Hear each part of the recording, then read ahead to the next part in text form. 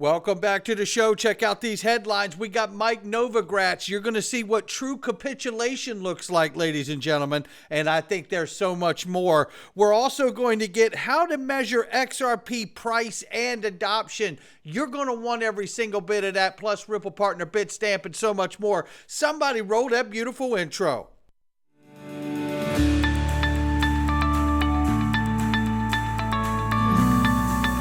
Digital Perspectives with Brad Kimes. Come on in.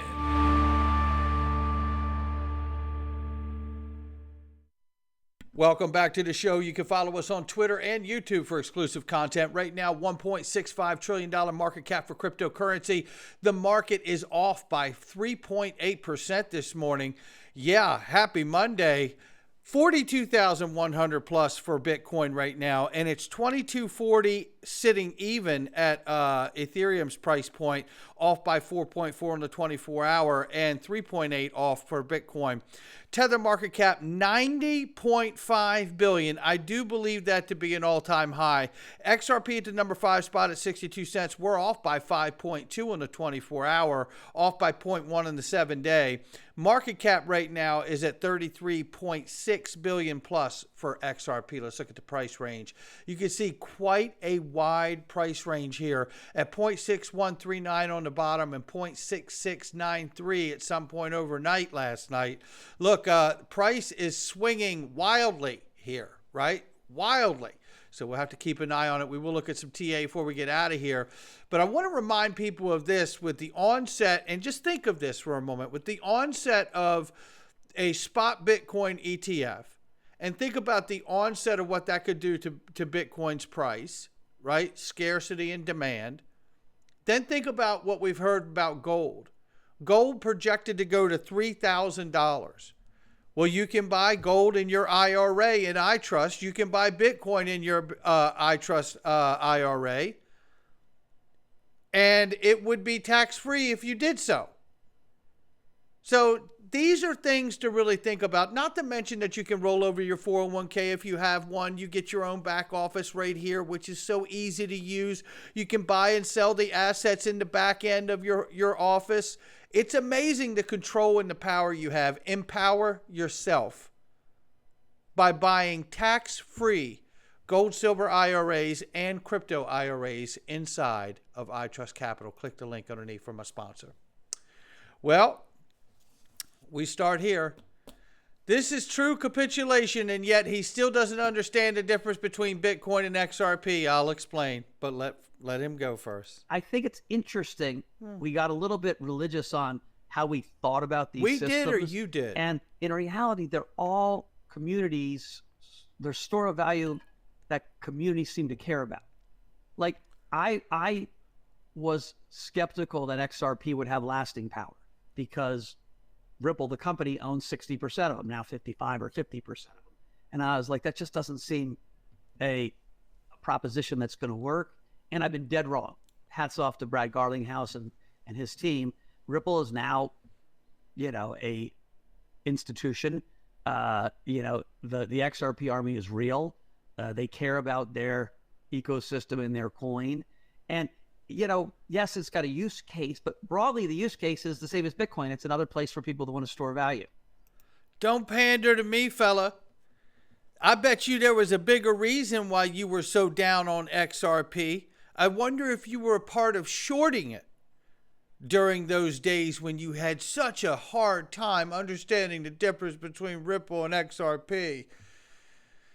Oh boy. Then there's this from Real Vision. A list of 5 things, 5 takeaways that Novogratz has come to a realization on. This may repeat a little in the first one, but you're going to want the other 4. I was skeptical that XRP would have lasting power because Ripple, the company, owns 60% of them, now 55 or 50% of them. And I was like, that just doesn't seem a proposition that's going to work. And I've been dead wrong. Hats off to Brad Garlinghouse and his team. Ripple is now, a institution. Yeah, and we are the XRP army. But let's listen to the second one here. Unprecedented government spending ignites surprising U.S. economic strength.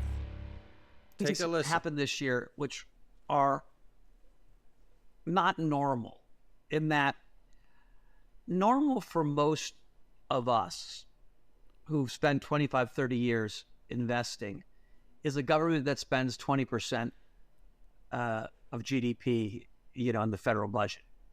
And we're at 25%, 26% right now.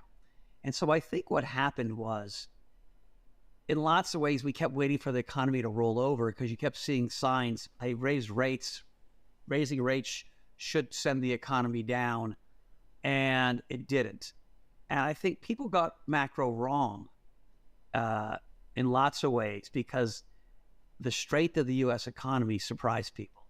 I believe that strength came from fiscal spending, and that'll be a price to pay down the road.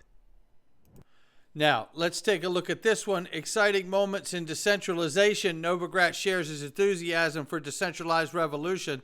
Listen to this. Tokenization will happen because it makes efficient sense. Will it happen on, public blockchains or walled garden blockchains? I'm not positive. I don't know if that's in a year or 5 years. Every bank is working on it. We're working on it. We're working on some small projects, some medium-sized projects. So that's going to happen. But the real reason that I got excited about the decentralized revolution really was, seeing things like decentralized rideshare or decentralized exchanges or decentralized ticketing. Think about ticketing. Well, ticketing is going to be a big thing. And I tell you, as a side note, XRP Las Vegas is coming. And if you want to get a discount on that ticket, and we are using a new ticketing company this year that will be a very powerful company in the future, I guarantee you that. And if you want to get a discount on it, you make sure you join the Freedom Zone. Now take a listen to this clip. I don't think Bitcoin will ever be a currency that we buy Pepsi Cola with. There you go. Listen, it started off, people bought illicit shit with it, but no one's buying stuff with Bitcoin. As much as people will talk Lightning and other things, yeah, you might use the infrastructure, but you're not going to use Bitcoin as a transaction currency. There it is right there. That's from old Novogratz himself. But now listen to the problem with Ethereum ETFs because of staking.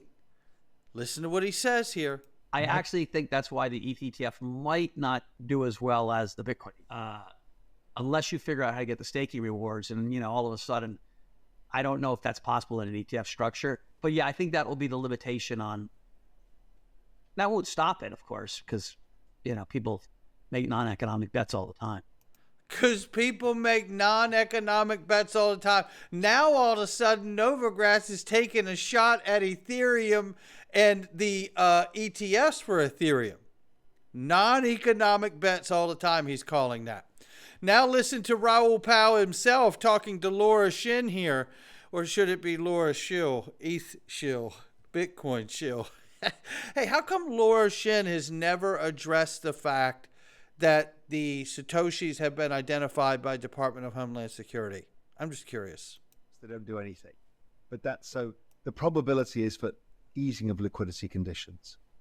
Is there a chance, because we're going to an election year, that they stimulate with fiscal stimulus? Yes.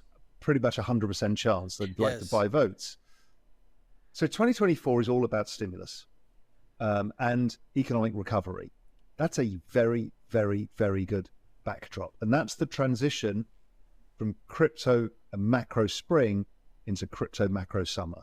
And that crypto summer is we're starting to see growth pick up, but inflation's not picking up yet. It's still falling from the lagging effects of the old cycle. So inflation is not a problem, growth is going up, and liquidity is coming into the system. That's like the perfect environment.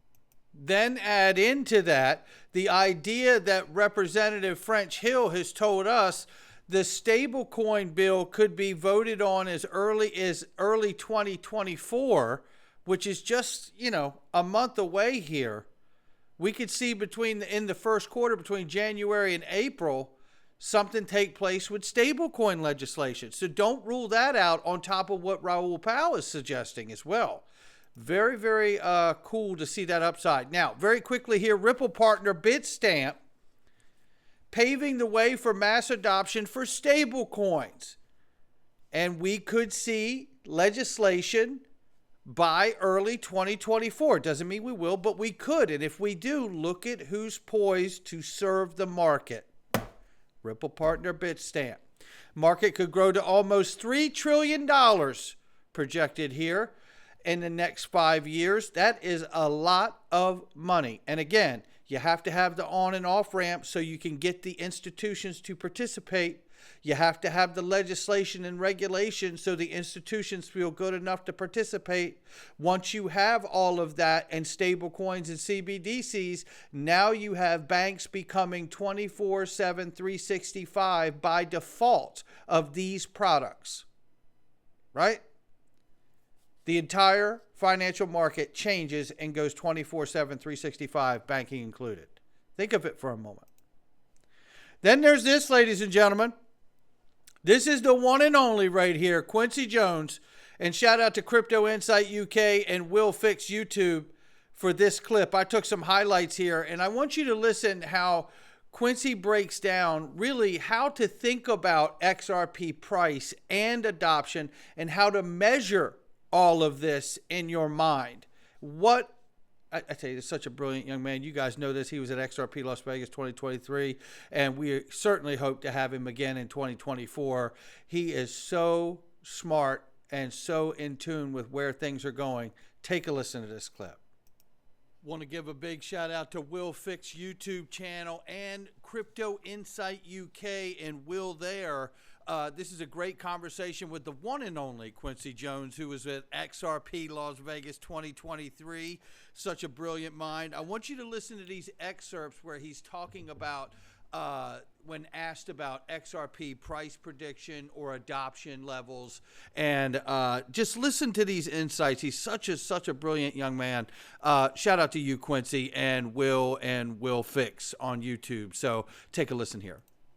So the biggest thing with regulations is, what are the securities laws going to be in regards to what crypto is classified as, and what different cryptos can be classified as securities and as equities? Because this is important, because it's not that people are so worried about these cryptos being just securities. It's how do you manage like regular traditional securities on crypto networks? And the big example I always get is, like, let's say you had a Tesla stock. Let's say I bought a Tesla stock. Cool. Well, it's a decentralized network. So when I buy that Tesla stock, I now have the stock. Now, in a traditional sense, I would need a license to sell that, or I would need to go through a broker to sell that. But if it's on a decentralized network, I didn't need a broker to buy it, and I don't need a broker to sell it. So and that's the thing, that's not even the worst part. What happens if I sell that to somebody in Brazil and they're not even in the country, and I sold it to them, no broker, you see what I mean? Like, what's the securities laws on something like that? You may see a bunch of little guidelines for how businesses have to operate as opposed to what can be done on these networks as a whole. Because yeah, that's gonna be a huge thing. Like, what's gonna keep people from, and this thing, it's not even a bad thing. It's just that these technologies have come in a time in which the laws have not even accommodated or haven't even anticipated something like this even happening. Like the laws for a lot of these securities and a lot of these financial instruments were all built under the guise of centralization and centralized authority to get some sort of a consensus over what's happening and to actually make those transactions. Now that you don't need that central authority anymore, it totally flips the game on its head in regards to licensing, into certifications, into how would you operate normally, and how would you operate into this new ecosystem without these central parties? And that's the thing, you need clarity on that before you start seeing the absolute massive, insane adoption that we're going to end up seeing. And the only reason I say that is we'd be seeing it now if that was already the case, but it's not. So the funny thing is, it's almost like it's building up and building up and building up. A lot more people know about crypto now than they did in 2017, and a lot more people knew about it in 2017 than they do in 2014. So it's building up and building up and building up. But a lot of people haven't really gotten off to the races yet because there's no clarity yet, and there's no liquidity based off going from the banking system back into crypto natively. So those are the two things that are going to have to happen before you start seeing just insane adoption like no other place. How about that? And I mean for the race car driver, not for the XRP, but you really want to look at it as, where do you see it in the future in regards to where it would look at it at full scale volume? Listen, and that's sort of the thing that people need to get, and that's sort of what I try to sort of instill in people, especially the hodlers. I'm like, look, you're not really investing in short-term volatility unless you're like a trader. You're investing in the long-term viability of these networks. So one thing that you really want to look at is, well, what does this network look like when it reaches its not quite its peak not quite its peak, let's say maximum utility. Let's say once it's reached a point where its maximum utility is just a runaway effect. Like it's just going to keep on going because it's, so let's look at that. The best way to look at that with XRP is, well, XRP, if you look at the entire liquidity in the market now, I think it's only like 50, $60 billion worth of value in the XRP ecosystem. And I hate like sort of comparing it to this. The biggest thing that you really want to look at is, well, what's everything that you plan on seeing on XRP?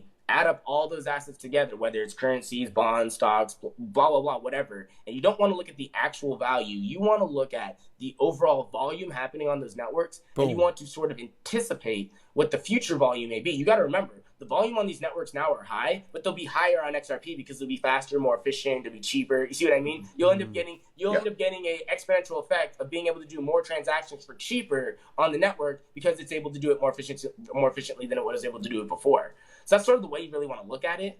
And I wouldn't even really look at it in price. I would look at it more in terms of like market cap, because it's one of those things where it's liquidity in the market, and market cap is just going to be determined based off of how much liquidity is in the market, based off the assets on it, based off the volume, based off of all of that. And it's one of those things where all of these ecosystems, not even just XRP, but all of these ecosystems are going to have comparable market caps to a lot of the financial ecosystems we see now, mostly because those old ecosystems are going to reside on these new public chains. What I would say is, like, these networks are going to be multi-trillion-dollar market cap ecosystems. Now, who's going to do what, and who's going to be the biggest, and who's going to be doing this for who is going to be all determined. But the reason this is the case is all the financial markets are all multi-trillion-dollar market caps. The only difference is those markets are going to reside on these public chains. See what I mean?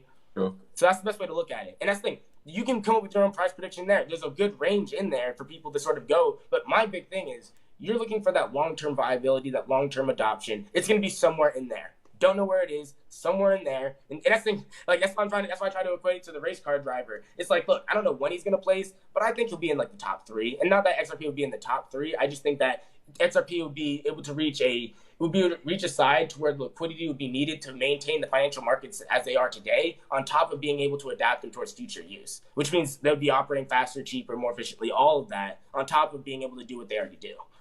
Think of that for a moment. The ability to be so liquid in XRP that they're serving the financial markets at their size today, let alone the ability to scale and get bigger because of the efficiency of it all. Think of it for a moment.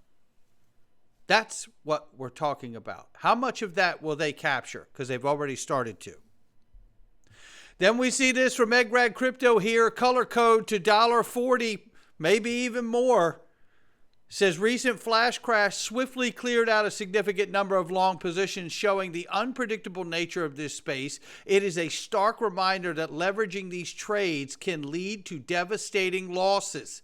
Stay steady. Our trajectory towards 140 remains unchanged despite the market turbulence. Showing it all the way back to November 13th. This is where we are, ladies and gentlemen. Now, we're about to head into the Freedom Zone. You can do it too. Digperspectives.com. What are we getting into today?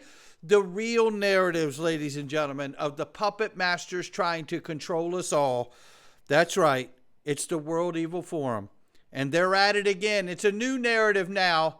We know the old narrative, you'll own nothing and be happy. Now they're going to teach it to you. And we're about to get into it inside of here, as well as global warming narrative equals game over. They will stop at nothing, and we won't either. We'll see you inside. Not financial advice from me or anyone else. I'll catch all of you on the next one.